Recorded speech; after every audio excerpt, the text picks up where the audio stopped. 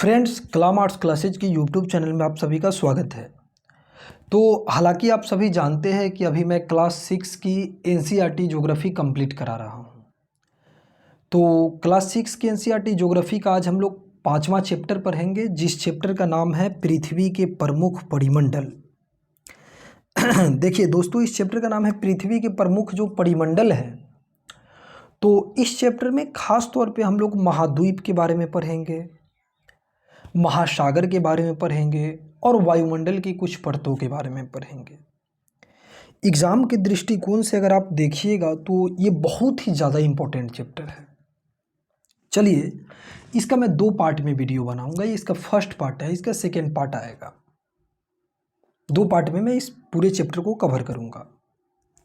तो चलिए, बिना कुछ देर किए हुए हम चैप्टर पे आते हैं। देखिए, जैसा कि आप पहले अध्याय में पढ़ चुके हैं कि पृथ्वी एकमात्र ऐसा ग्रह है जहां जीवन है। आप जानते हैं कि हमारे सौर मंडल में जो 8 ग्रह है, उस ग्रह में पृथ्वी एकमात्र ऐसा ग्रह है जहां पर जीवन है। क्यों है? क्योंकि जीवन, मानव जीवन जीवित रह सकता है, मानव यहाँ जीवित रह सकता है। आप जानते हैं, क्योंकि जीवन के लिए जो आवश्यक तत्व क्या चाहिए? भूमि चाहिए, जल चाहिए और हवा चाहिए। ये पृथ्वी पर मौजूद है। तो जीवन के लिए जो आवश्यक तत्व भूमि, जल, हवा, ये सब पृथ्वी पर क्या है? मौजूद है। तो इसीलिए पृथ्वी एक ऐसा ग्रह है जिस पर जीवन संभव है। देखिए, पृथ्वी की सतह ऐसी है जिसमें पर्यावरण के 3 महत्वपूर्ण घटक आपस में मिलते हैं। आप जानते हैं कि पृथ्वी पर पर्यावरण के 3 घटक पाए जाते हैं, मैं आपको बताता हूँ, तथा एक दूसरे को प्रभावित करते हैं। पृथ्वी का ठोस भाग जिस पर हम रहते हैं उसे भूमंडल कहा जाता है। अगर आपसे पूछे कि भूमंडल क्या है, तो यहाँ पर कहा जा रहा है कि पृथ्वी का ठोस भाग जिस पर हम रहते हैं वो क्या है? भूमंडल है। पृथ्वी का ठोस भाग जिस पर हम रहते हैं भूमंडल है। ध्यान दीजिएगा मेरी बात को, उसको भूमंडल कहते हैं। और दूसरा देखिए कि गैसों की परतें जो पृथ्वी के चारों ओर से घेरती है उसे वायुमंडल कहते हैं, है ना। जैसे हमारी पृथ्वी पर जो चारों ओर जो हवा की जो आवरण पाया जाता है, गैसों का जो आवरण पाया जाता है, उसे हम वायुमंडल कहते हैं। वायुमंडल में बोलता है जहाँ ऑक्सीजन, नाइट्रोजन, कार्बन डाइऑक्साइड तथा दूसरी गैसें पाई जाती है। आप जानते हैं कि वायुमंडल में, ध्यान दीजिएगा, वायुमंडल में ऑक्सीजन भी पाया जाता है, नाइट्रोजन, कार्बन डाइऑक्साइड, इसके अलावा बहुत सारी गैसें पाई जाती हैं। जैसे हमारे वायुमंडल में सबसे ज़्यादा किस गैस की मात्रा है? तो नाइट्रोजन का। आपने पढ़ा होगा कि हमारे वायुमंडल में पाए जाने वाला सबसे बड़ा ज़्यादा गैस कौन है? नाइट्रोजन। और आप पढ़े होंगे कि नाइट्रोजन 78% पाया जाता है। नाइट्रोजन कितना प्रतिशत पाया जाता है? लगभग 78% वायुमंडल में नाइट्रोजन है। ऑक्सीजन को देखिएगा तो ऑक्सीजन 21% ऑक्सीजन है। और कार्बन डाइऑक्साइड कितना है? तो 0.03% कार्बन डाइऑक्साइड है। वायुमंडल में कार्बन डाइऑक्साइड कितना है? 0.03% कार्बन डाइऑक्साइड है। तो मैंने आपको क्या बताया? ध्यान दीजिएगा कि हमारे वायुमंडल में, देखिए, वायुमंडल में ऑक्सीजन भी है, नाइट्रोजन भी है, कार्बन डाइऑक्साइड है और गैस है। तो पहले अगर आपसे कोई आदमी पूछे कि नाइट्रोजन कितना प्रतिशत है, तो मैं भी आपको बताया हूँ कि नाइट्रोजन गैस है 78%। नाइट्रोजन पर से अगर आपसे पूछे कि ऑक्सीजन कितना है, तो ऑक्सीजन आप जानते हैं कि 21% है। और ऑक्सीजन पर से कार्बन डाइऑक्साइड कितना है, तो कार्बन डाइऑक्साइड है 0.03%। 0.03% कौन सी गैस है? Carbon dioxide. इसके अलावा आप देखिएगा तो नियॉन है, हीलियम है, आर्गन है और बहुत सारे गैसें हमारे वायुमंडल में है। गैसों का मिश्रण है। पृथ्वी के बहुत बड़े भाग पर जल पाया जाता है जिसे जलमंडल कहते हैं। आप जानते हैं कि हमारे पृथ्वी के बहुत बड़े भाग पर जल पाया जाता है और इसे हम जलमंडल कहते हैं। जलमंडल में जल की सभी अवस्था, जैसे बर्फ़ भी होता है, जल भी होता है, जलवाष्प। जैसे बर्फ़ ठोस अवस्था है, जल जो है जो द्रव अवस्था है जो पानी में, और ऊपर वायुमंडल में भी कुछ जल पाई जाती है गैस में, वो जलवाष्प है। ध्यान दीजिए। अब आ जाइए, मैं आपको जो पढ़ा रहा हूँ कि देखिए, जीव मंडल बोलता है जीव मंडल एक सीमित क्षेत्र है जहाँ स्थल, जल, हवा एक साथ मिलते हैं और यहाँ पर सभी प्रकार के जीवन पाए जाते हैं। हम लोग जिस पे रहते हैं वो जीव मंडल है, क्योंकि यहाँ स्थल भी है, जल भी है, हवा भी है। तीनों को एक साथ, अगर स्थल को भी, जल को भी, हवा को भी, तीनों को ऐड कर दीजिए तो क्या हो जाएगा, जीव मंडल हो जाएगा। यहाँ पर सभी प्रकार के जीवन पाए जाते हैं। चलिए अब देखिए भूमंडल। भूमंडल में आपको बताया था ना, जानते हैं भूमंडल किसको बोलते हैं? भाई पृथ्वी का जो ऊपर वाला ठोस परत है, जो पृथ्वी का ऊपर ठोस भाग है, उसे हम भूमंडल कहते हैं। देखो पृथ्वी के ठोस भाग को भूमंडल कहा जाता है। बोला ना, पृथ्वी के ठोस भाग को क्या बोलते हैं, भूमंडल बोलते हैं। और यह भूपर्पट्टी की चट्टान तथा मिट्टी की पतली परतों का बना होता है। भूमंडल जो है, जो भूपर्पट्टी की चट्टान और मिट्टी की पतली परतों का, आप देखिएगा जो भूमंडल का जो ऊपरी परत है ज़मीन का, वो किससे बना है, चट्टान के टुकड़ा से बना है। उसमें बहुत सारे चट्टान हैं, मिट्टी के छोटे छोटे कण हैं, वो सब मिल करके भूमंडल का ऊपर वाला भाग बना है, जिसको हम भूपर्पट्टी कहते हैं, जिसमें जीवों के लिए पोषक तत्व पाए जाते हैं ना। मिट्टी में बहुत सारा पोषक तत्व होता है ऊपरी परत में, जानते हैं आप। ये जो भूपर्पट्टी जो है, जो भूपर्पट्टी पर सबसे अधिक मात्रा में कौन सा तत्व पाया जाता है? आप देखे होंगे, ये एसएससी के एग्जाम में पूछा गया था कि भूपर्पट्टी पर सबसे अधिक मात्रा में कौन सा तत्व पाया जाता है, जानते हो? ऑक्सीजन। भूपर्पट्टी पर ऑक्सीजन पाया जाता है लगभग 46%, 46% के करीब भूपर्पट्टी पर कौन सा तत्व पाया जाता है, ऑक्सीजन। तो इस चीज़ को आप दिमाग में बैठा लीजिए। अगर आपसे पूछे कि भूपर्पट्टी पर सबसे अधिक मात्रा में कौन सी तत्व पाई जाती है, तो ऑक्सीजन पाया जाता है। फिर सिलिकॉन देखिएगा तो 27.72% सिलिकॉन पाया जाता है। अल्मुनियम भी पाया जाता है भूपर्पट्टी में, लोहा भी है, लेकिन ऑक्सीजन सबसे ज़्यादा है, कितना, 46%। तब ये सवाल बनेगा एग्जाम में कि पृथ्वी के भूपर्पट्टी पर सबसे अधिक मात्रा में कौन सी तत्व पाई जाती है, तो बताइएगा कि ऑक्सीजन पाया जाता है 46%। चलिए अब देखिए आगे क्या है। आगे कहा जा रहा है कि पृथ्वी की सतह को दो मुख्य भागों में बांटा जा सकता है। देखिए पहले मैं आपका एक कॉन्सेप्ट क्लियर करता हूँ, ध्यान दीजिएगा। चलिए मेरी बात को सुनिए। देखिए एक होता है द्वीप और एक होता है महाद्वीप। एक द्वीप और एक महाद्वीप, आप लोगों ने नाम सुना होगा। द्वीप किसको बोलते हैं? चारों ओर पानी से घिरा हुआ जमीन का छोटा टुकड़ा द्वीप कहलाता है। चारों ओर पानी से घिरा हुआ जमीन का छोटा टुकड़ा द्वीप कहलाता है। लेकिन चारों तरफ जल से घिरा हुआ जमीन के विस्तृत भूभाग को क्या बोलते हैं हम? महाद्वीप बोलते हैं। एक महाद्वीप में एक से ज़्यादा राष्ट्र होता है। जैसे हम लोग एशिया महाद्वीप में मतलब भारत है, तो एशिया, एक एक महाद्वीप में बहुत सारे कंट्री होते हैं, क्योंकि महाद्वीप बड़ा होता है। तो द्वीप और महाद्वीप में आपको अंतर समझ में आ गया। द्वीप पूछेगा तो आप बोलिएगा कि चारों ओर पानी से घिरा हुआ जमीन का छोटा टुकड़ा द्वीप कहलाता है। क्या कहलाता है? द्वीप। और चारों ओर जल से घिरा हुआ जमीन का बड़ा टुकड़ा क्या कहलाएगा? महाद्वीप कहलाएगा। और एक महाद्वीप में एक से ज़्यादा मतलब क्या होते हैं? देश होते हैं। जैसे 7 गो महाद्वीप है, आपने महाद्वीपों का नाम सुना होगा कि महाद्वीप क्या गो है? 7 गो है। तो ये जो द्वीप जो है, अगर आपसे पूछेगा कि विश्व का सबसे बड़ा द्वीप कौन है, विश्व का सबसे बड़ा द्वीप पूछेगा तो द्वीप में आप लिखिएगा ग्रीनलैंड। ध्यान देना मेरी बात को। दुनिया का सबसे बड़ा द्वीप है ग्रीनलैंड। विश्व का सबसे बड़ा द्वीप क्या लिखोगे? ग्रीनलैंड। तो दुनिया का सबसे बड़ा द्वीप जो है, जो ग्रीनलैंड है। तो द्वीप में अगर पूछे तो विश्व का सबसे बड़ा द्वीप में क्या लिखना? ग्रीनलैंड। दुनिया का सबसे बड़ा द्वीप जो है वो क्या है? ग्रीनलैंड है, दुनिया का सबसे बड़ा द्वीप। और अगर सबसे बड़ा महाद्वीप पूछेगा तो महाद्वीप तो 7 गुण है, तो सबसे बड़ा महाद्वीप पूछेगा तो महाद्वीप में मारना एशिया महाद्वीप। विश्व का सबसे बड़ा महाद्वीप क्या है? एशिया महाद्वीप। और विश्व का सबसे छोटा महाद्वीप में पूछेगा तो महाद्वीप में लिखेगा ऑस्ट्रेलिया।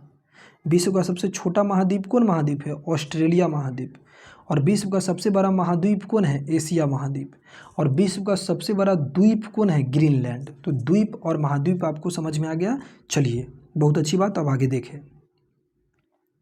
देखिए पृथ्वी की सतह को 2 मुख्य भागों में बांटा जा सकता है। बड़े स्थलीय भूभाग को महाद्वीप के नाम से जाना जाता है।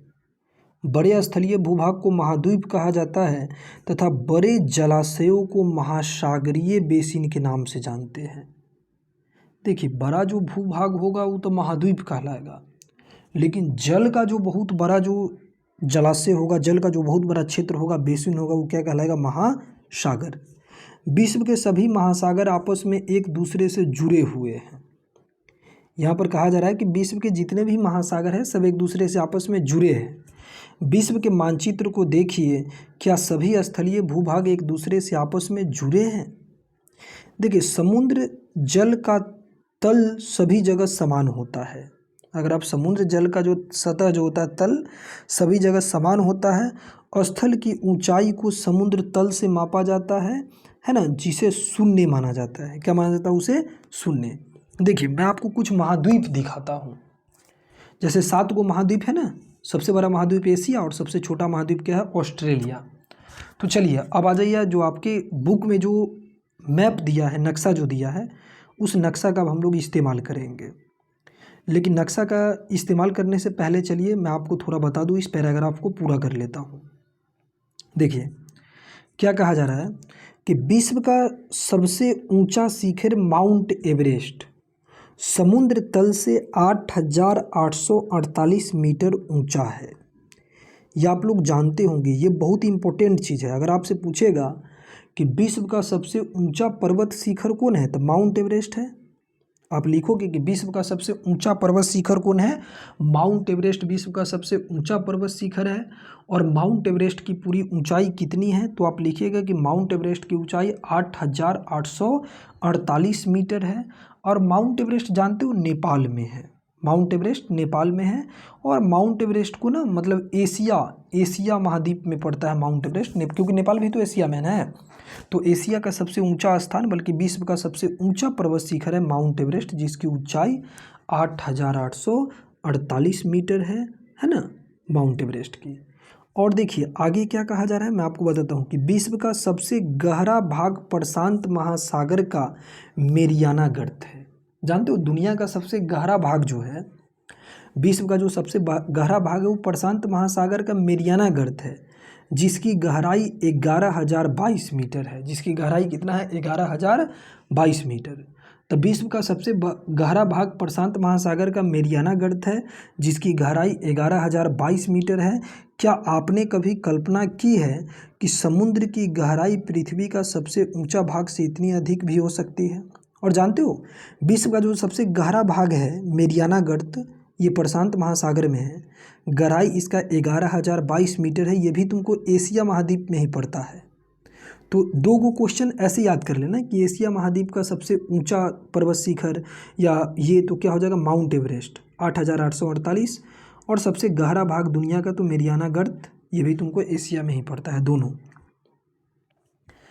चलिए अब मैं आपको जो मैप है हमारा, उस मैप को क्लियर करने की कोशिश करते हैं। तो देखिए ये मैप है। मैं आपको बताया था ना कि महाद्वीप कितने हैं? 7 है। तो कुल 7 महाद्वीपों का ये मैप है, नक्शा है जो आप देखिए। ये देखिए एशिया महाद्वीप है। दुनिया का सबसे बड़ा महाद्वीप कौन महाद्वीप है? एशिया महाद्वीप। जो आप देख रहे हैं पूरा, जैसे बीच में भूमध्य रेखा है ना, ये ऊपर में 23.5 डिग्री अक्षांश रेखा, ये नीचे में 23.5 डिग्री है ना, मतलब ऊपर में अक्षांश मतलब 23.5 डिग्री कर्क रेखा, नीचे में 23.5 डिग्री आपको मकर रेखा। और कर्क रेखा एशिया महाद्वीप के बीच से गुजरती है। देख रहे हैं, कर्क रेखा एशिया महाद्वीप के बीच से। और एशिया महाद्वीप सबसे बड़ा महाद्वीप है। और आप देखिएगा कि एशिया महाद्वीप जो है, जो आपको पूरब में स्थित है। जैसे देखिए ये पूरब और ये पश्चिम, तो पूर्वी में पूरा पूर्वी क्षेत्र में स्थित है, पूर्वी देशांतर में एशिया महाद्वीप। एशिया महाद्वीप पर से आप देखिए दूसरा जो महाद्वीप जो आप देख रहे हैं, यूरोप महाद्वीप। एशिया पर से दूसरा यूरोप महाद्वीप। तीसरा आप यहाँ देख रहे हैं ये अफ्रीका महाद्वीप है, अफ्रीका महाद्वीप। चौथा महाद्वीप आप देख रहे हैं उत्तरी अमेरिका महाद्वीप है। 5वां महाद्वीप आप देख रहे हैं दक्षिणी अमेरिका महाद्वीप है। और 6ठा महाद्वीप आप देख रहे हैं, दुनिया का सबसे छोटा महाद्वीप इसको माना जाता है, ऑस्ट्रेलिया महाद्वीप है। दुनिया का सबसे छोटा महाद्वीप है ना, मतलब महाद्वीप 7 महाद्वीप में तो सबसे छोटा ऑस्ट्रेलिया ही है ना, तो ऑस्ट्रेलिया सबसे छोटा महाद्वीप है, एशिया सबसे बड़ा है। और 7वां महाद्वीप मैं आपको बता देना चाहूँगा, ये जो आप उजला कलर का महाद्वीप जो देख रहे हैं अंटार्कटिका महाद्वीप, ये 7वां महाद्वीप है। और मैं आपको बता दूं कि अंटार्कटिका महाद्वीप जो है ये सबसे ठंडा महाद्वीप है। ये उजला क्यों दिखाई देता है? क्योंकि पूरा बर्फ़ से ढका है। अंटार्कटिका महाद्वीप आप देखिएगा पूरा दक्षिणी ध्रुव में है, पूरा आपको दक्षिणी गोलार्ध में आता है पूरा अंटार्कटिका महाद्वीप। ये पूरा बर्फ़ से ढका हुआ महाद्वीप है, इसीलिए इसको श्वेत महाद्वीप कहते हैं। इस चीज़ को ध्यान देना कि अंटार्कटिका महाद्वीप को क्या बोलते हैं? श्वेत महाद्वीप बोलते हैं। ये सबसे ठंडा महाद्वीप है और ये पूरा बर्फ़ से ढका हुआ महाद्वीप है। इसमें तो अलग अलग देश देखोगे अपना प्रयोगशाला स्थापित किया है, जैसे भारत का यहाँ पर गंगोत्री है ना, भारती है, बहुत सारा देखोगे तो ऐसे मैत्री है, ये प्रयोगशाला है। तो चलिए महाद्वीप मैंने बता दिया कि महाद्वीप कुल कितने हैं, 7 महाद्वीप है। इसको हम लोगों ने पूरा नक्शा पे देखा। चलिए अब आइए महाद्वीप को हम लोग पढ़ते हैं। देखिए एक एक करके हर महाद्वीप को जानेंगे कि पृथ्वी पर 7 प्रमुख महाद्वीप हैं। पृथ्वी पर क्या वो महाद्वीप है? 7 गो। ये विस्तृत जलराशि के द्वारा एक दूसरे से अलग है। ये महाद्वीप है एशिया महाद्वीप पहला, दूसरा यूरोप महाद्वीप, तीसरा अफ्रीका महाद्वीप, चौथा उत्तरी अमेरिका महाद्वीप, पाँचवा दक्षिणी अमेरिका, छठा ऑस्ट्रेलिया और 7वां अंटार्कटिका। तो ये 7 महाद्वीप है। चित्र 5.1 में विश्व के मानचित्र को देखिए, मैंने देखा है अभी, है ना। और स्थल का बहुत बड़ा भाग उत्तरी गोलार्ध में पाया जाता है। देखिए ये बहुत इंपॉर्टेंट चीज़ है एनसीईआरटी बुक का, मैं आपको बताता हूँ। देखिएगा दोस्तों थोड़ा मेरा गला ये हो चुका है। देखिए तो ये बीचों बीच से भूमध्य रेखा है या विषुवत रेखा। भूमध्य रेखा के ऊपर वाला भाग में देखिएगा तो जो ज़्यादा महाद्वीप है किस में है? भूमध्य रेखा के ऊपर वाला भाग में है, मतलब उत्तरी गोलार्ध में। और देखिए नीचे जो है जो दक्षिणी गोलार्ध है, आप देख रहे हैं दक्षिणी गोलार्ध में ज़्यादा महाद्वीप आपको नहीं मिलेगा।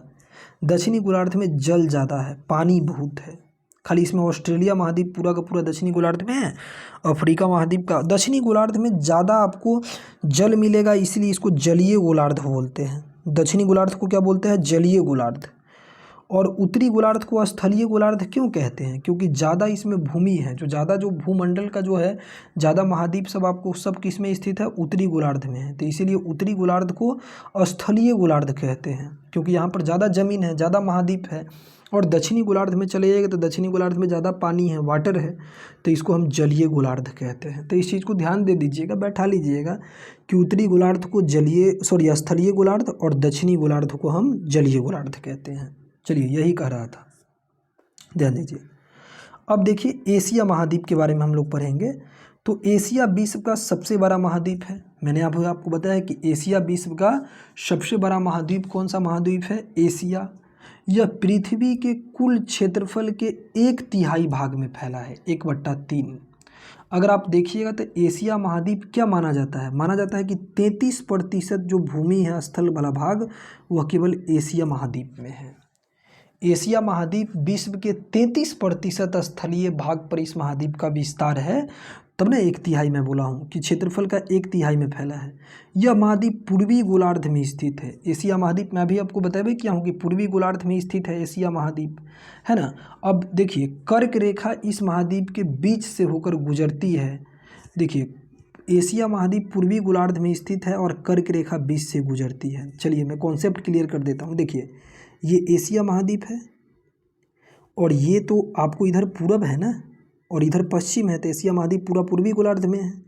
और कर्क रेखा मैं आपको बताऊं कि कर्क रेखा ये 23.5 डिग्री कर्क रेखा क्या एशिया महाद्वीप के बीच से गुजरती है, एशिया महाद्वीप को कर्क रेखा काटता है।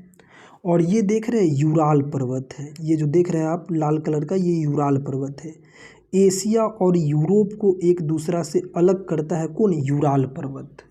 तो देखिए यही कहा जा रहा है आपके इस बुक में, यहाँ पे ध्यान दीजिएगा मेरी बात को, कि कर्क रेखा इस महाद्वीप के होकर गुजरती है। एशिया के पश्चिम में यूराल पर्वत है और जो इसे यूरोप से अलग करता है। एशिया महाद्वीप के पश्चिम में जैसे इधर यूरोप है और इधर एशिया है और बीच में यूराल पर्वत है जो एशिया और यूरोप को अलग कर रहा है। तो अलग करती है। यूरोप और एशिया के संयुक्त भाग को यूरेशिया कहते हैं। यूरोप और एशिया महाद्वीप के संयुक्त भाग को क्या कहते हैं? यूरेशिया कहते हैं। ये देखिए ये यूराल पर्वत है कि नहीं है? इधर यूरोप है, इधर एशिया है, दोनों को बीच से कौन बांट रहा है? यूराल पर्वत। और यूरोप और एशिया के दोनों के अगर संयुक्त रूप से देखिएगा तो इसको यूरेशिया कहते हैं। यहाँ देख रहे हैं हिमालय पर्वत एशिया महादेश में है, तिब्बत का पठार भी किस में है? एशिया महाद्वीप में है। तो एशिया महाद्वीप का अगर आपसे पूछेगा सबसे ऊंचा शिखर क्या है, तो माउंट एवरेस्ट 8,848 किलोमीटर। सबसे गहरा भाग क्या है, तो बोलिएगा कि मेरियाना गर्त प्रशांत महासागर में। और एशिया महाद्वीप में ही पामीर का सबसे ऊंचा पठार पामीर का पठार है। एशिया महाद्वीप में ही सबसे ऊंचा पठार पामीर का पठार है, जिसे हम संसार की छत कहते हैं। जानते हैं एशिया महाद्वीप का सबसे गर्म स्थान क्या है, तो जैकोबाबाद है। अगर आपसे पूछेगा कि एशिया महाद्वीप का सबसे गर्म स्थान कौन है, तो एशिया महाद्वीप का सबसे गर्म स्थान है जैकोबाबाद। देखिए जैकोबाबाद जो है, जो आपको पाकिस्तान में है ना, 52 डिग्री इसका तापमान रहता है। तो जैकोबाबाद जो है, जो एशिया महाद्वीप का सबसे गर्म स्थान है। और एशिया महाद्वीप का सर्वाधिक वर्षा वाला स्थान क्या है, तो आपको पता है कि मासीनाम जो है, जो एशिया महाद्वीप का ये सबसे अधिक मासीनाम मेघालय सबसे ज़्यादा वर्षा वाला स्थान है। और एशिया में स्थित जो तिब्बत का पठार है, वो विश्व में सर्वाधिक ऊंचा और विस्तृत पठार है। जैसे देखिए यहाँ पर जो देख रहे तिब्बत का पठार, एशिया महाद्वीप में तिब्बत का पठार, तो ये जो तिब्बत का जो पठार है, ये दुनिया का सबसे ऊंचा यानी कि विश्व का सर्वाधिक ऊंचा और विस्तृत पठार है तिब्बत का पठार। चलिए एशिया महाद्वीप को हम लोगों ने कंप्लीट कर लिया। अब दूसरा महाद्वीप को हम लोग किसको कंप्लीट करेंगे? यूरोप। देखिए यूरोप महाद्वीप जो है ना, क्षेत्रफल की दृष्टि से देखिएगा तो 6ठा नंबर पे आता है। यूरोप एशिया से बहुत छोटा है। यह महाद्वीप एशिया के पश्चिम में स्थित है। आर्कटिक वृत्त इससे होकर गुजरता है। यह 3 तरफ से जल से घिरा है। विश्व के मानचित्र को देखिए यूरोप महाद्वीप जो देखिएगा, तो यूरोप महाद्वीप के बीच से आर्कटिक रेखा मतलब 66.5 डिग्री रेखा गुजरती है, उसको आर्कटिक रेखा कहते हैं ना। जैसे देखिए ये महाद्वीप जो है, ये पूरा यूरोप महाद्वीप है। ये 3 तरफ जल से घिरा है, एक तरफ, 2 तरफ, 3 तरफ। तो यूरोप महाद्वीप तीनों तरफ तो जल से घिरा है, एक ही तरफ तो एशिया से लगा है ना। और जो 66.5 डिग्री जो आर्कटिक रेखा है, ये आपको कहाँ से गुजरता है? यूरोप महाद्वीप से। सॉरी ऊपर में चला जाएगा ना, 60 से ऊपर। ये 66.5 डिग्री जो आर्कटिक रेखा है, वो आपको कहाँ से गुजरता है? यूरोप महाद्वीप से। तो चलिए यूरोप महाद्वीप से ये आर्कटिक रेखा 66.5 डिग्री आर्कटिक रेखा आपको यूरोप महाद्वीप से गुजरता है। तो यूरोप महाद्वीप में इतना जानना था। एनसीईआरटी बुक में मैं कभी महाद्वीप पढ़ाऊँगा और डिटेल्स में बताऊँगा। चलिए अब यूरोप पर से तीसरा में कौन सा महाद्वीप हमको पढ़ना था? यूरोप पर से अफ्रीका महाद्वीप। ये तो बड़ा इंपॉर्टेंट है, ध्यान दीजिए। अफ्रीका एशिया के बाद विश्व का दूसरा सबसे बड़ा महाद्वीप है। अफ्रीका महाद्वीप देखिएगा तो एशिया के बाद विश्व का दूसरा सबसे बड़ा महाद्वीप है। और विषुवत रेखा या भूमध्य रेखा 0 डिग्री अक्षांश इस महाद्वीप के लगभग मध्य भाग से होकर गुजरती है। और अफ्रीका का बहुत बड़ा भाग उत्तरी गोलार्ध में स्थित है। देखिए मैं क्या क्या बोला हूँ। अफ्रीका महाद्वीप में मैं आपको क्या बोला हूँ कि अफ्रीका महाद्वीप में जो 0 डिग्री जो भूमध्य रेखा है या विषुवत रेखा देख रहे हैं आप, ये अफ्रीका महाद्वीप के बीच से गुजरती है। 0 डिग्री यानी कि भूमध्य रेखा अफ्रीका महाद्वीप के बीच से गुजरती है। और मैं आपको बता दूं कि अफ्रीका महाद्वीप का ज़्यादा भाग उत्तरी गोलार्ध में है। देख रहे हैं, अफ्रीका महाद्वीप का ज़्यादा भाग उत्तरी गोलार्ध में है और इसका कम ही भाग दक्षिणी गोलार्ध में है। और विषुवत रेखा जो है 0 डिग्री विषुवत रेखा या भूमध्य रेखा अफ्रीका महाद्वीप के बीचों बीच से गुजरती है। एक चीज़ मैं तुमको बताता हूँ, ध्यान देना। देखो अफ्रीका महाद्वीप एक ऐसा महाद्वीप है जिसको तीनों रेखा काटता है। 23.5 डिग्री कर्क रेखा भी अफ्रीका महाद्वीप को काटता है। 23.5 डिग्री नीचे में मकर रेखा भी अफ्रीका महाद्वीप को काटता है।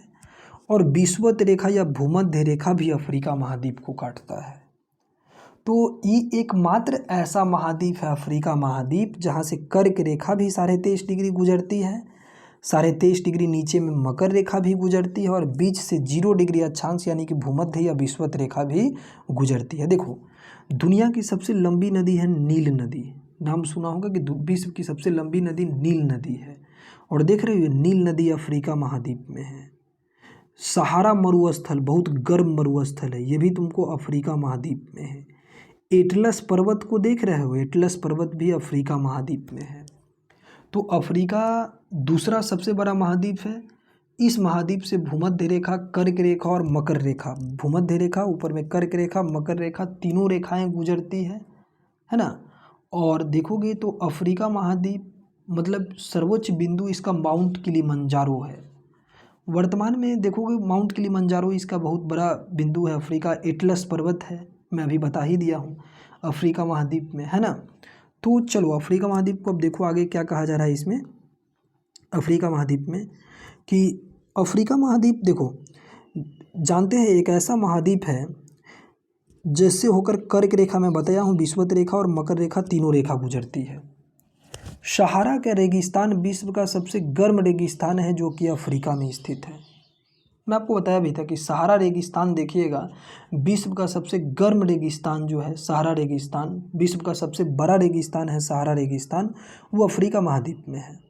इस महाद्वीप को चारों तरफ से समुद्र और महासागरों से घिरा है। अफ्रीका महाद्वीप चारों तरफ देखोगे तो समुद्र और महासागर से घिरा है। देखो ना, खुद देख लो ना, अफ्रीका महाद्वीप देखते हो, इस सब तरफ पानी से घिरा है चारों तरफ, यहाँ से भी, यहाँ से भी, चारों तरफ समुद्र में देखोगे अफ्रीका महाद्वीप महासागरों से घिरा है, चारों तरफ समुद्रों और महासागरों से घिरा है। कौन सा महाद्वीप? अफ्रीका महाद्वीप। तो चारों तरफ समुद्र और महासागरों से घिरा है।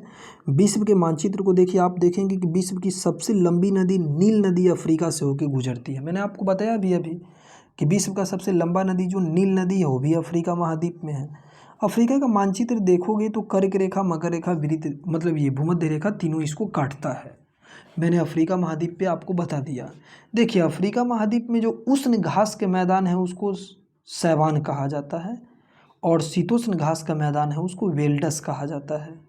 अफ्रीका महाद्वीप की सबसे बड़ी जो झील जो है, सबसे बड़ा झील, उस झील का नाम है विक्टोरिया झील। जो विक्टोरिया झील को मैं पढ़ाऊँगा कभी कि नील नदी से ही ये झील निकला है। कौन सा झील? विक्टोरिया झील। चलो अफ्रीका महाद्वीप पर से देखो उत्तरी अमेरिका। देखो उत्तरी अमेरिका विश्व का तीसरा सबसे बड़ा महाद्वीप है। यह दक्षिणी अमेरिका से एक संकरे भाग से जुड़ा है जिसे पनामा जल संधि, ध्यान देना, जिसे पनामा जल संधि कहा जाता है। ये दक्षिणी अमेरिका से एक संकरे भाग से जुड़ा है, पनामा जल संधि कहते हैं। यह महाद्वीप पूरी तरह से उत्तर एवं पश्चिमी गोलार्ध में स्थित है। यह महाद्वीप तीनों महासागरों से घिरा है। अब इस महाद्वीप को हम देखते हैं, मैप पे आ जाओ। देखो यह है उत्तरी अमेरिका महाद्वीप, इस चीज़ को ध्यान देना। ये जो देख रहे हो तुम उत्तरी अमेरिका, जानते हो उत्तरी अमेरिका और दक्षिणी अमेरिका महाद्वीप का नाम क्यों पड़ा? क्योंकि ये उत्तरी गोलार्ध में है। ऊपर में देखो उत्तरी गोलार्ध में है तो उत्तरी अमेरिका महाद्वीप, दक्षिणी गोलार्ध में तो दक्षिणी अमेरिका महाद्वीप। और उत्तरी अमेरिका महाद्वीप विश्व का तीसरा सबसे बड़ा महाद्वीप है। मैं बताया हूँ ना, तीसरा सबसे बड़ा महाद्वीप है। और इसे तो नई दुनिया भी कहा जाता है। आप लोग पढ़े होंगे कि उत्तरी अमेरिका महाद्वीप को नई दुनिया भी कहा जाता है। ये चारों तरफ देखिएगा तो किससे घिरा है? आपको समुद्र से, चारों तरफ पानी से ही घिरा है ये। और देखो इसके बीच में ना मैं आपको एक चीज़ बताया हूँ, ध्यान दीजिए कि उत्तरी अमेरिका महाद्वीप को और दक्षिणी अमेरिका महाद्वीप को जो जल संधि जोड़ती है वो है पनामा जल संधि। कौन? पनामा। तो पनामा जो है जो उत्तरी अमेरिका और दक्षिणी अमेरिका को जोड़ती है। मैंने आपको बताया है। देखिए मैं क्या बोला हूँ कि देखिए यह दक्षिणी अमेरिका से एक संकरीय स्थल से जुड़ा है जिसे पनामा जल संधि, है ना, पनामा जल संधि कहा जाता है ना, पनामा जल संधि कहा जाता है। और ये महाद्वीप मैं बताया हूँ कि सब तरफ से देखिएगा तो जल से ही घिरा है और उत्तर पश्चिम में गोलार्ध में स्थित है। उत्तर पश्चिम गोलार्ध में स्थित है कैसे? देखो फिर एक बार, उत्तर पश्चिम गोलार्ध में कैसे नहीं स्थित है? मान लो उत्तर, दक्षिण, पूर्व, पश्चिम, तो उत्तर और पश्चिम, उत्तर और पश्चिम, तो उत्तर पश्चिमी गोलार्ध में है। और तीनों तरफ से किससे घिरा है? पानी से, जल से घिरा है। चलो अफ्रीका महाद्वीप पर से देखो आगे क्या बोलता है। ऑस्ट्रेलिया, देखो ऑस्ट्रेलिया महाद्वीप, मैं तुमको बताऊं ऑस्ट्रेलिया महाद्वीप की खोज किया था कैप्टन कुक ने। जानते हो ये सवाल एग्जाम में बहुत बार पूछा गया है कि ऑस्ट्रेलिया महाद्वीप की खोज किसने किया? तो कैप्टन कुक ने किया। कैप्टन कुक ने ऑस्ट्रेलिया महाद्वीप की खोज किया। ऑस्ट्रेलिया विश्व का सबसे छोटा महाद्वीप है जो पूरी तरह दक्षिणी अमेरिका में विश्व की सबसे बड़ी नदी अमेजन नदी बहती है। ये महाद्वीप तो हम छोड़िए दिए थे, दक्षिणी अमेरिका। देखो एक महाद्वीप तो है दक्षिणी अमेरिका भी है, तुम देख रहे हो दक्षिणी अमेरिका महाद्वीप है पूरा, है ना। तो दक्षिणी अमेरिका जो महाद्वीप जो है, दक्षिणी अमेरिका महाद्वीप में देखोगे तो विश्व की सबसे बड़ी नदी जो अमेजन नदी बहती है। देखो ये अमेजन नदी है। दक्षिणी अमेरिका महाद्वीप में विश्व की सबसे बड़ी नदी बेसिन अमेजन नदी बहती है। और इसी दक्षिणी अमेरिका महाद्वीप में एंडीज पर्वत भी है। देख रहे हो एंडीज पर्वत। तो सबसे मतलब एंडीज पर्वतमाला जो विश्व की सबसे लंबी और हिमालय के बाद दूसरी सबसे बड़ी पर्वतमाला है, ये तुमको दक्षिणी अमेरिका महाद्वीप में है। दक्षिणी अमेरिका दुनिया का चौथा सबसे बड़ा महाद्वीप माना जाता है। दक्षिणी अमेरिका में विश्व की सबसे बड़ी नदी बेसिन बहती है। वो कौन सी नदी है? Amazon basin. और पनामा जो जल संधि है उत्तरी अमेरिका और दक्षिणी अमेरिका को अलग करता है, जोड़ती है। चलो अब देखो आगे क्या बोलता है। अब आ जाओ ऑस्ट्रेलिया महाद्वीप को हम लोग पढ़ेंगे, जिसकी खोज कैप्टन कुक ने किया। अभी तो मैं बताया हूँ कि देखो ऑस्ट्रेलिया महाद्वीप की खोज किसने किया? कैप्टन कुक ने किया। ये दुनिया का सबसे छोटा महाद्वीप है। ऑस्ट्रेलिया विश्व का सबसे छोटा महाद्वीप है जो पूरी तरह से दक्षिणी गोलार्ध में स्थित है। यह चारों तरफ महासागरों और समुद्र से घिरा है। इसे द्वीपीय महाद्वीप कहा जाता है। इसे क्या कहते हैं? द्वीपीय महाद्वीप। जैसे देखो ऑस्ट्रेलिया को देख लो, ये देखो ऑस्ट्रेलिया महाद्वीप है। और ऑस्ट्रेलिया महाद्वीप को देख रहे हो, ये पूरा का पूरा दक्षिणी गोलार्ध में स्थित है। सबसे छोटा महाद्वीप है। लग रहा है कि महाद्वीप नहीं बल्कि द्वीप है, तो इसीलिए इसे द्वीपीय महाद्वीप बोलते हैं। ये पूरा का पूरा दक्षिणी गोलार्ध में स्थित है। सबसे छोटा महाद्वीप है। चारों बगल किससे घिरा है? जल से घिरा है। चारों बगल जल से घिरा। और इसकी खोज किसने किया था? तो कैप्टन कुक ने किया। तो ऑस्ट्रेलिया विश्व का सबसे छोटा और सबसे कम जनसंख्या वाला महाद्वीप है। पूर्णतः देखोगे तो पूर्वी गोलार्ध में स्थित है। बिल्कुल पूर्वी गोलार्ध में स्थित है ये, है ना। पूर्वी गोलार्ध में स्थित है। और देखोगे पूर्वी और दक्षिणी गोलार्ध में, क्योंकि ऊपर में उत्तर और नीचे में दक्षिण, तो दक्षिणी गोलार्ध में है। और ऑस्ट्रेलिया महाद्वीप में आप देखिएगा इसका खोज किसने किया था? कैप्टन कुक ने किया था ऑस्ट्रेलिया महाद्वीप की खोज। चलिए अब आ जाइए अंतिम महाद्वीप को हम लोग पढ़ेंगे। तो अंतिम जो महाद्वीप है वो है आपको अंटार्कटिका महाद्वीप। मैं आपको बताया था कि अंटार्कटिका महाद्वीप एक बड़ा महाद्वीप है जो कि दक्षिणी गोलार्ध में स्थित है। दक्षिणी ध्रुव इस महाद्वीप के मध्य में स्थित है। चूँकि यह दक्षिणी ध्रुव क्षेत्र में स्थित है इसलिए इसमें हमेशा बर्फ़ की परत जमा रहता है। यहाँ किसी भी प्रकार का स्थायी मानव निवास नहीं करता है। सबसे ज़्यादा ठंडा महाद्वीप अंटार्कटिका महाद्वीप है ना। एक बहुत बड़ा महाद्वीप है, दक्षिणी गोलार्ध में स्थित है पूरा। और इस पर देखोगे ध्रुव पर में स्थित है। चूँकि यहाँ पर बहुत मोटा मोटा बर्फ़ का परत झपा रहता है इसीलिए इसको श्वेत महाद्वीप बोलते हैं। क्या बोलते हैं? श्वेत महाद्वीप। यहाँ पर किसी भी प्रकार का मानव स्थायी निवास नहीं करता, लेकिन बहुत सारा देश यहाँ पर अपना शोध केंद्र खोला है। जैसे भारत के भी कुछ शोध संस्थान हैं यहाँ पर। अब भारत के कौन कौन शोध संस्थान हैं? देखो मैत्री है, भारती है और दक्षिणी गंगोत्री है। मैत्री, भारती और दक्षिणी गंगोत्री, ये भारत के शोध संस्थान कहाँ पर स्थित है? अंटार्कटिका महाद्वीप में। चलो मैप पर देखो, इसको हम पढ़ते हैं। देखो ये जो महाद्वीप जो देख रहे हो ये पूरा अंटार्कटिका महाद्वीप है। देखो ये अंटार्कटिका महाद्वीप है, पूरा बर्फ़ से ढका हुआ महाद्वीप है। पूरा दक्षिणी ध्रुव में से सटा हुआ महाद्वीप है और पूरा बर्फ़ से ढका सबसे ठंडा महाद्वीप है, इसीलिए इसको हम श्वेत महाद्वीप कहते हैं। तो अंटार्कटिका ये 5वां सबसे बड़ा महाद्वीप माना जाता है। विश्व का सर्वाधिक ठंडा महाद्वीप है। यह पूरी तरह बर्फ़ की परत से जमा है। इसे श्वेत महाद्वीप कहते हैं, है ना। और विश्व का जो सबसे ठंडा मरुस्थल है, वो भी इस महाद्वीप पे पाया जाता है। और यह एक ऐसा महाद्वीप है जहाँ कोई भी व्यक्ति निवास नहीं करता है, बल्कि यहाँ पर प्रयोगशाला स्थापित करता है सब देश। जैसे भारत हुआ, भारत ने कौन कौन 3 गो प्रयोगशाला का नाम मैं बताया। मैत्री पर से क्या क्या बताया बताओ? मैत्री है, ध्यान दो। मैत्री पर से गंगोत्री, दक्षिणी गंगोत्री, और दक्षिणी गंगोत्री पर से भारती। मैत्री, दक्षिणी गंगोत्री और भारती, 3 गो महाद्वीप यानी कि इसका यहाँ पे क्या आपको स्थित है। तो 3 गो जो महाद्वीप जो स्थित है, तो आप देखोगे 3 गो महाद्वीप पाया जाता है। चलिए अब आप देखिए, मैं आपको एक चीज़ बता रहा हूँ जो आपके बुक में दिया गया, ध्यान देना। ये बहुत इंपॉर्टेंट चीज़ है एग्ज़ाम में। इतना इंपॉर्टेंट चीज़ है कि देखोगे बहुत ज़्यादा एग्ज़ाम में क्वेश्चंस बनता है यहाँ। देखो, क्या आप जानते हैं न्यूजीलैंड के एडमंड हिलेरी तथा भारत के तेंजिंग नोर्गे शेरपा 29 मई 1953 को पृथ्वी के सबसे ऊंचे शिखर माउंट एवरेस्ट पर चढ़ने वाले पहले व्यक्ति थे। तो माउंट एवरेस्ट पर सबसे पहले कौन चढ़ा? हम लोग पढ़े थे ना कि माउंट एवरेस्ट पर चढ़ने वाला सबसे पहला व्यक्ति था एडमंड हिलेरी और तेंजिंग शेरपा। तो एडमंड हिलेरी कहाँ का था? न्यूजीलैंड का। और तेंजिंग शेरपा भारत और नेपाल मूल की थी।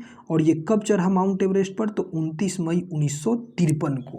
तो अगर क्वेश्चन बने कि माउंट एवरेस्ट पर चढ़ने वाला सबसे पहला व्यक्ति कौन था, तो माउंट एवरेस्ट पर वही एडमंड हिलेरी और तेंजिंग शेरपा, है ना। कब चढ़ा? तो 29 मई 1953 को, ठीक ना।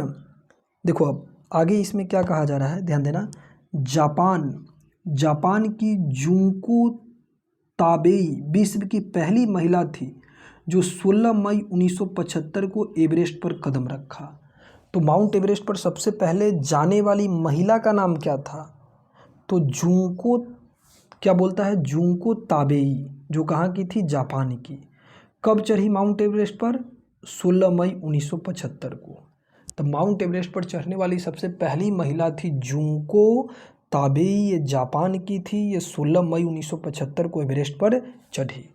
भारत से माउंट एवरेस्ट पर चढ़ने वाली सबसे पहली महिला का नाम जानता होगा, बछेंद्री पाल का, है ना। देखो बछेंद्री पाल भारत की पहली महिला जिसने 23 मई 1984 को एवरेस्ट पर कदम रखा। तो बछेंद्री पाल भारत की प्रथम महिला थी जो 23 मई 1984 को एवरेस्ट पर क्या रखा? कदम रखा। तो भारत से एवरेस्ट पर पहुंचने वाली, माउंट एवरेस्ट पर पहुंचने वाली सबसे पहली महिला बछेंद्री पाल थी। कब गई? 1984 को। कब पहुंची? 1984 को। तो चलिए, ये वीडियो कैसा लगा मेरा आपको, आप सभी बताइएगा कमेंट बॉक्स में, है ना। पहले कुछ चीज़ों को हम देख लेते हैं। देखिए, दो चीज़, एक जल संधि और एक स्थल संधि। पानी का संकरा भाग जो दो बड़ी जल राशि जैसे समुद्र और महासागरों को एक दूसरे से जोड़ता है, देखो ये संकरा भाग, इसको जल संधि कहते हैं। जैसे भारत और श्रीलंका के बीच जो जल संधि पाया जाता है उसको पाक जल संधि। पूछता है कि भारत और श्रीलंका के बीच कौन सी जल संधि है? पाक जल डमरू मध्य। पाक जल संधि भारत और श्रीलंका को एक दूसरे से अलग करता है। और ये है उत्तरी अमेरिका और ये दक्षिणी अमेरिका, इसके बीच में एक स्थल संधि है। एक स्थल का बड़ा भाग जो दो बड़े स्थलीय भागों को जोड़ता है उसको स्थल संधि कहते हैं, ठीक ना। तो जल संधि, स्थल संधि, चलिए इतना मैंने आपको बताया। अब आप बताइएगा, इस चैप्टर का आप सेकेंड पार्ट का मैं वीडियो लेकर के बहुत जल्द हाजिर होऊंगा। और आप मुझे बताइएगा कि मेरा एनसीईआरटी का क्लास आप लोगों को कैसा लगता है। मैं इतना एक्सप्लेन करने की कोशिश तो ज़रूर करता हूं जिससे आप कम से कम कोई भी कॉम्पिटिटिव एग्जाम में जाइएगा तो आप बहुत सारे क्वेश्चन को टच करके बहुत ही ईजी वे में बना सकते हैं। और एनसीईआरटी पढ़ने का एक सही अप्रोच यही होता है। जी धन्यवाद, थैंक्स फॉर वॉचिंग। चलिए अपना फीडबैक दीजिएगा, आपके फीडबैक का हमेशा इंतज़ार रहेगा।